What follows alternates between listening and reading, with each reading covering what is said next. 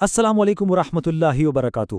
پٹنہ کا الزہرا انسٹیٹیوٹ ہماری کمیونٹی کی فلاح و بہبود کے لیے ایک تعلیمی پیغام پیش کرتا ہے۔ اگر آپ اس سے مستفید ہوں تو برائے کرم دعا، شرکت اور صدقہ جاریہ کے طور پر عطیات کے ذریعے تعاون فرمائیں۔ خوش آمدید۔ آج ہم بات کریں گے کمیونٹی کی اصلاح کے بارے میں، ایک ایسے سفر کے بارے میں جس کی شروعات ایک بہت ہی اہم، ایک بہت ہی ذاتی سوال سے ہوتی ہے، ایک ایسا سوال جو ہم میں سے ہر ایک کو اپنے آپ سے پوچھنا چاہیے۔ تو بات شروع کرتے ہیں اسی بنیادی سوال سے، قربانی۔ آخر اس کا مطلب کیا ہے ہمارے دین میں؟ دیکھیں، یہ صرف کسی چیز کو چھوڑ دینا نہیں ہے۔ قربانی کا اصل مطلب ہے کسی ایسی چیز کو جو بہت پیاری ہو، جس کے لیے بہت محنت کی ہو، اسے دنیا کے کسی فائدے کے لیے نہیں بلکہ خالصتاً صرف اور صرف اللہ سبحانہ تعالیٰ کی رضا کے لیے ترک کر دینا۔ یہ اپنی خواہشات پر اللہ کی رضا کو ترجیح دینا ہے۔ اور یہ جو قربانی کا سوال ہے نا، یہ کوئی معمولی سوال نہیں ہے۔ اصل میں یہیں سے ہمارے خود احتسابی، یعنی اپنے آپ کو جانچنے کا عمل اور ہماری روحانی ترقی کا سفر شروع ہوتا ہے۔ یہ پہلا قدم ہے۔ اس بات کو سمجھنے کے لیے ایک بہت ہی خوبصورت مثال دی جاتی ہے۔ کہا جاتا ہے کہ ماں کا لفظ ہی قربانی کا دوسرا نام ہے۔ ایک ماں اپنے بچے کے لیے اپنی نیند تک قربان کر دیتی ہے۔ تو پھر سوال یہ پیدا ہوتا ہے کہ ہم نے اپنے خالق اللہ سبحانہ و تعالیٰ کے لیے کیا قربان کیا؟ یہ سوچنے کی بات ہے۔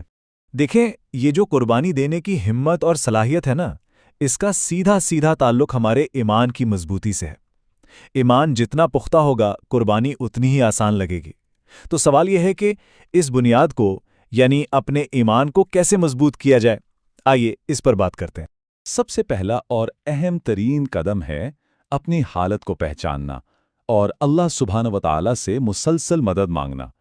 یہ جو دعا ہے، یا مقلب القلوب ثبت قلبی علی دینک، اے دلوں کو پھیرنے والے، میرے دل کو اپنے دین پر جما دے، یہ بہت کثرت سے مانگی جانے والی دعا تھی۔ یہ اس بات کی یاد دہانی ہے کہ ہدایت اور ثابت قدمی صرف اللہ ہی کی طرف سے ہے۔ یہاں ایک اور بہت اہم نکتہ ہے، اور وہ ہے اپنی سوچ کو مثبت رکھنا۔ بات مایوس ہونے کی نہیں ہے۔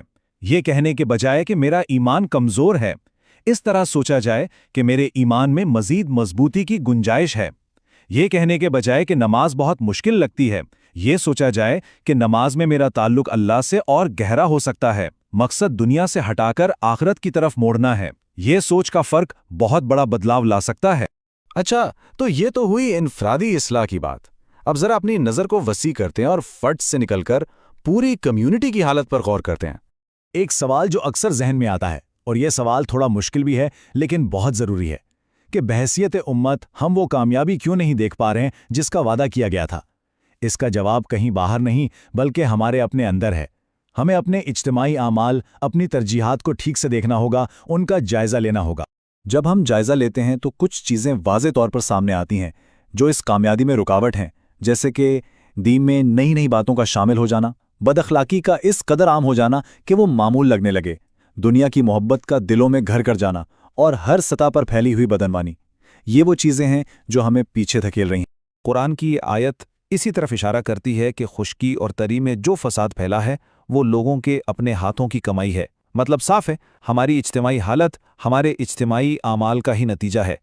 تو جب بیماری کی تشخیص ہو گئی تو اب علاج کی طرف بڑھنا ہے، اور اس اصلاح کا جو منصوبہ ہے اس کی شروعات ہوتی ہے اپنی زندگی کے مقاصد کو درست کرنے سے، ایک آخرت کا منصوبہ بنانے سے۔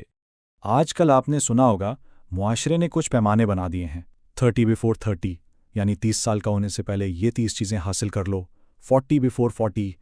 یہ سب کیا ہے؟ یہ دنیاوی کامیابی کے پیچھے ایک نہ ختم ہونے والی دوڑ ہے۔ لیکن ایک مومن کی سوچ، اس کی خواہش اس سے بالکل مختلف ہونی چاہیے۔